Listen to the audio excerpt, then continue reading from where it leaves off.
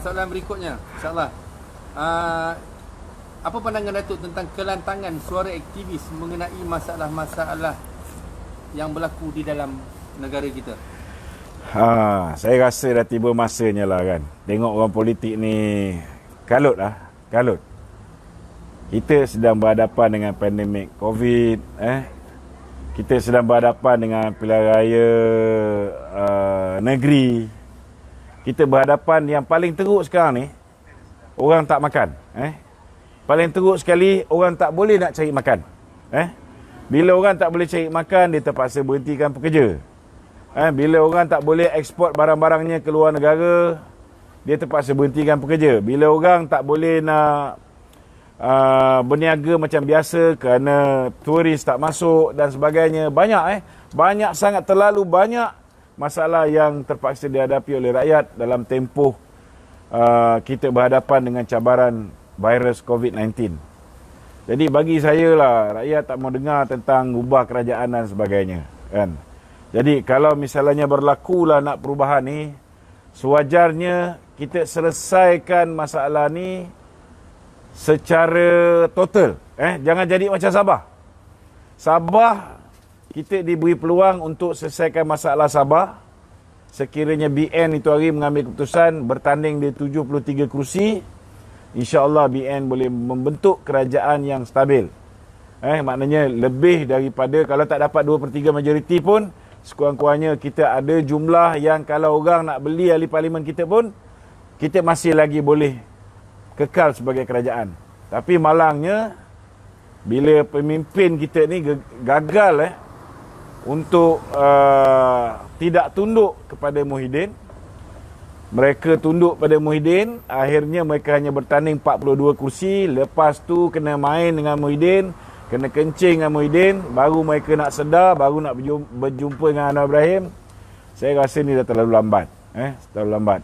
Jadi perkara terbaik yang sepatutnya dilakukan oleh pimpinan Barisan Nasional, pastikan ada peluang untuk membubar parlimen, kita kejar pembubaran parlimen dan kita bertanding sendirian. Kalau PAS nak bersama, alhamdulillah. Kalau PAS dah mutamat meninggalkan kita, then kita kena bertanding bersendirian. Tak payahlah kita kerjasama dengan Pakatan Harapan. Kerana saya yakin kalau bertanding bersendirian, kita boleh mendapat lebih daripada 112 kursi dengan mudah. Dan lepas pilihan raya, barulah kita pilih nak bawa masuk siapa ke dalam kerajaan kita. Tetapi yang penting sekali, BN kena memenangi lebih daripada 112 kerusi. Supaya parti-parti yang menyertai kita selepas pilihan raya, parti-parti yang bergabung bersama dengan kita semasa pilihan raya, selepas pilihan raya, mereka hanya menjadi rakan kongsi yang tidak boleh mengugut kita. Kita tak nak macam apa yang berlaku, kita membentuk kerajaan bersama Muhyiddin, telur kita dipegang oleh Muhyiddin. Kita tak nak. Walaupun dia ada hanya 12 kursi, 7 je yang menyokong dia, tetapi kita kena ikut semua kehendak dia. Kita tak nak berlaku macam ni. Jadi cara terbaik ialah memastikan BN bertanding semula 222 kawasan parlimen. Mungkinlah di sebelah Sarawak kita letak GPS untuk bertanding di kursi-kursi yang dulu mereka tandingi pada tahun 2018.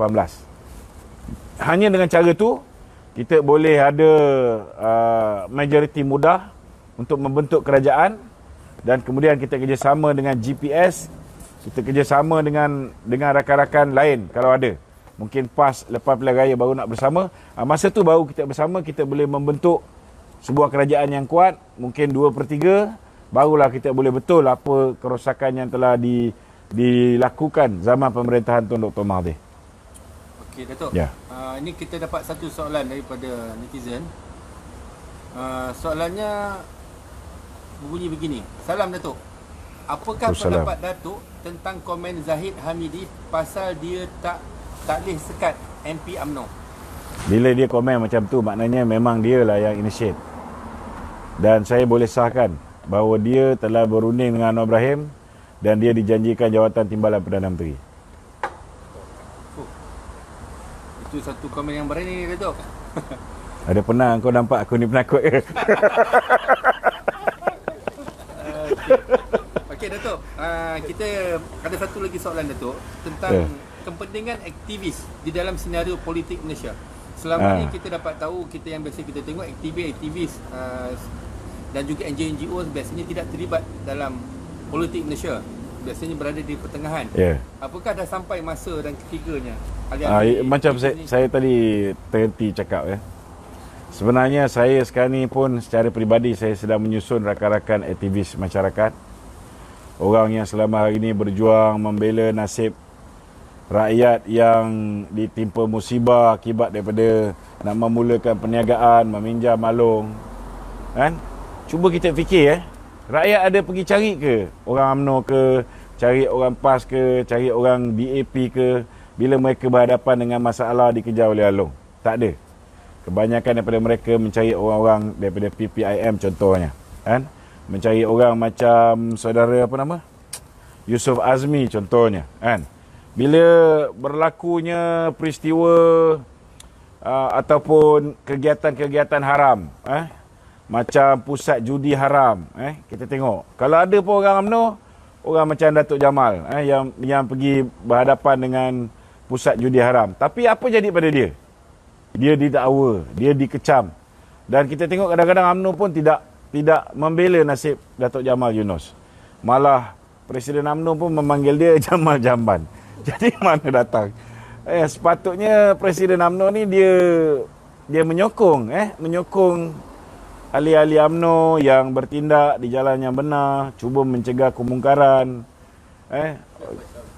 Dia panggil dengan perkataan sedemikian rupa, kan?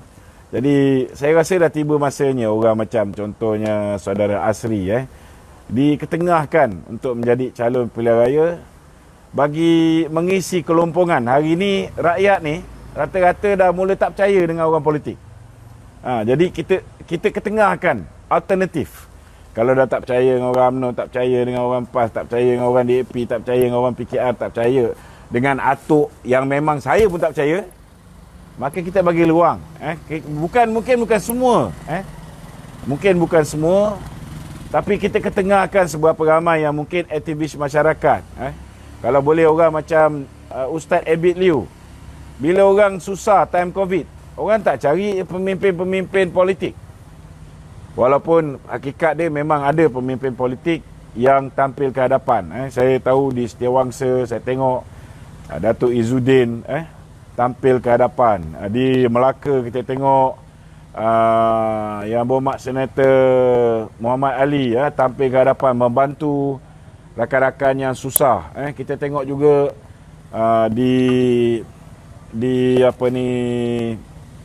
Semenyih contohnya Datuk Johan tampil ke hadapan. Di Batu Pahat Datuk Fuad Zakarsi membantu.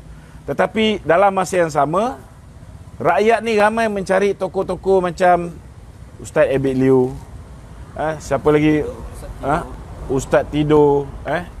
Orang-orang ni saya rasa dah tiba masanya kita ajak mereka ni untuk melibatkan diri, membantu rakyat secara langsung, dalam dunia politik. Selama hari ni orang duk kata orang politik ni menipu, tak berkata benar. Jadi sebenarnya politik ni bersih. Yang tak bersih ni orang-orang politik tertentu. Jadi dah tiba masanya kita mula letak orang-orang politik yang bersih. Yang saya cuba nak buat ni ialah kalau boleh kita libatkan aktivis masyarakat yang selama hari ni mereka berkhidmat. Mereka pun nak kena minta tolong dengan orang politik. Banyak benda mereka nak berkhidmat, dia tersekat. Dari segi connectionnya, dari segi hubungan dengan pihak berkuasa dan sebagainya. Jadi lebih baik orang macam ni kita berikan amanah untuk mereka ini membantu rakyat dengan lebih berkesan lagi. Ini harapan saya. Ada banyak lagi lah yang mungkin boleh kita ulas. Dan insya-Allah kita akan cuba bariskan aktivis masyarakat ini. Kalau ada aktivis masyarakat yang mahu ke hadapan terlibat secara aktif dalam politik, boleh cari saya di 0123320000. saya sedang menyiapkan satu barisan. Nak bertanding atas tiket apa, itu belakang kita cerita. Kalau misalnya dalam masa terdekat ni UMNO dan PAS boleh membetulkan diri mereka, boleh kembali mengukuhkan muafakat nasional, boleh meninggalkan PPBM, boleh meninggalkan Anwar Ibrahim, boleh meninggalkan semua yang lain ni, maka tidak ada keperluan untuk kita meletakkan calon dalam pilihan raya akan datang. Mungkinlah kita letak beberapa tempat yang kita rasa orang-orang yang dicalonkan oleh UMNO contohnya lebih banyak mendatangkan mudarat daripada buat kebaikan. Orang macam ni kita akan letak orang lawan. Itu je.